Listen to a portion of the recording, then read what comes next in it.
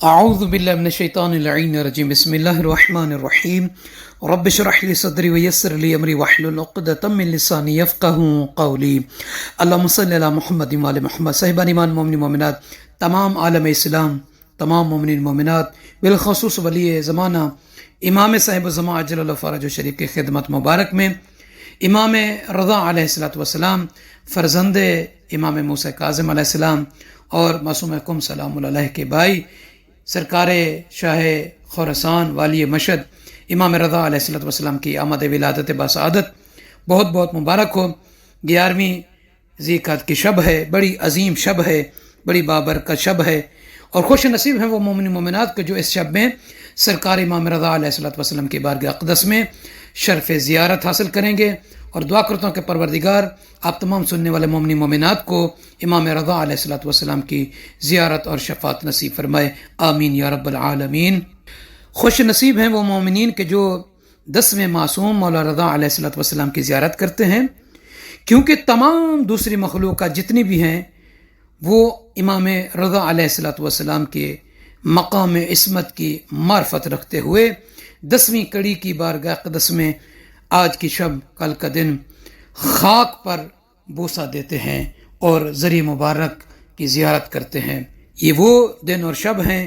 کہ جس میں اہل آسمان بھی فلک پر پھیلاتے ہیں اور 9 افلاک کو چھوڑ کر سرزمین طوس کا رخ کرتے ہیں۔ ملتا ہے کہ اگر کوئی بندہ حقیقی معنوں میں حقیقی توجہ کے ساتھ اور بصیرت کے ساتھ سرکار رضا علیہ السلام کی زیارت کرے تو اس کے لیے اللہ تعالیٰ کی طرف سے جنت کے 8 دروازے کھول دیے جاتے ہیں، اور وہ جنت کے 8 باغوں کی سیر کرے گا، اور وہ جو اس قسم کی جسے سعادت نصیب ہو تو وہ یقیناً فخر و مباحت کرتا ہے کہ مجھ جیسا کون ہے، مم مثلی کہ انا زائر علی ابن موسیٰ رضا علیہ السلام۔ یہ وہ شب ہے اور کل کا دن کہ جس میں لوگوں کا یعنی زائرین کا سیلاب کی صورت میں مشہد مقدس کی طرف رخ ہے۔ لوگ در جوق امام رضا علیہ السلام کی بارگاہ اقدس میں زیارت کے لیے تشریف لا رہے ہیں کہ وہ لوگ کہ جن کا دلوں کا قبلہ اور خواہشات و آرزوں کا کعبہ ہے وہ مشہد مقدس ہے۔ خوش نصیب ہیں وہ کہ جو آج کی شب اور کل کا دن سرکار امام رضا علیہ السلام کی زیارت کریں گے۔ صاحبان ایمان، اس ویڈیو میں امام رضا علیہ السلام کی ایک دعائے مظلوم کے حوالے سے وہ بھی بیان کرنا بڑی عظیم دعا ہے، نجات پانے کے لیے، کامیابی اور کامرانی حاصل کرنے کے لیے۔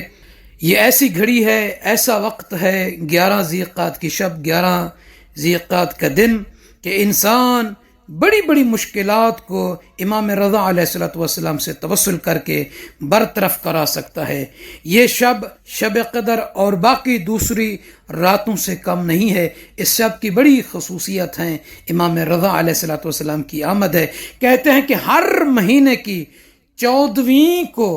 ایک ایسا وقت آتا ہے کہ جس میں دعائیں مستجاب ہوتی ہیں۔ اگر انسان کے ہاتھ سے یہ وقت نکل جائے تو گویا اس نے بہت بڑی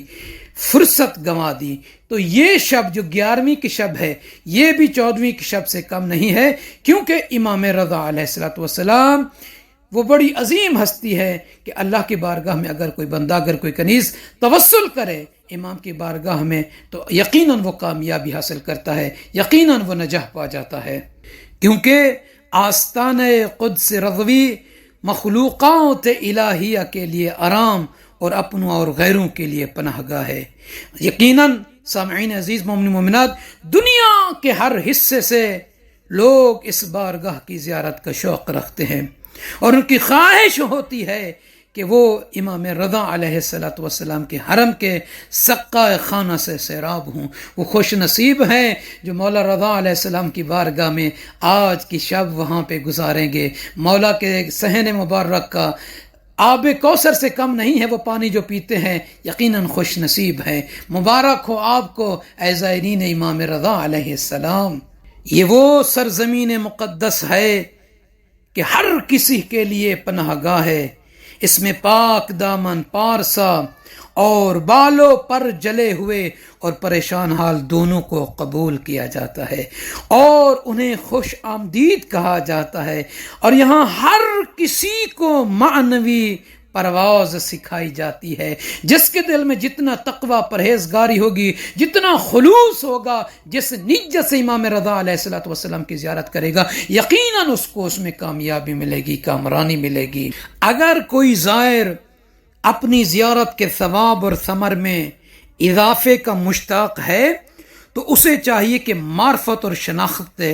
امام رضا علیہ الصلوۃ والسلام کی زیارت کرے، کیونکہ جو بندہ معرفت اور شناخت کے ساتھ امام رضا علیہ الصلوۃ والسلام کی زیارت کرتا ہے تو اس کا نام زمین سے آسمان تک 8ویں رضا امام رضا علیہ الصلوۃ والسلام کے بہترین زائرین کرام میں لکھا جاتا ہے، جو معرفت کے ساتھ، جو شناخت کے ساتھ اس شب میں زیارت کرتا ہے۔ تو صاحبان ایمان، آج وہ شب ہے کہ مانگنے کی شب ہے، جھولی بھرنے کی شب ہے۔ خالی ہاتھ خالی جھولی کوئی نہیں اٹھے گا۔ آپ کہیں بھی ہیں، اپنے آپ کو تصور کریں کہ سرکار امام رضا علیہ الصلوۃ والسلام کی بارگاہ میں ہیں، مولا کے مختلف صحنوں میں آپ موجود ہیں۔ آپ یوں سمجھیں کہ ان سیلاب، وہ جو لوگوں کا، جو زائرین کا سیلاب ہے، جو مختلف حاجات اور دعاؤں کے ساتھ سلطان خراسان والی مشہد امام رضا علیہ الصلوۃ والسلام کے حرم مطہر کا رخ کیے ہوئے ہیں، مولا رضا علیہ السلام کے حرم مبارک میں ہیں،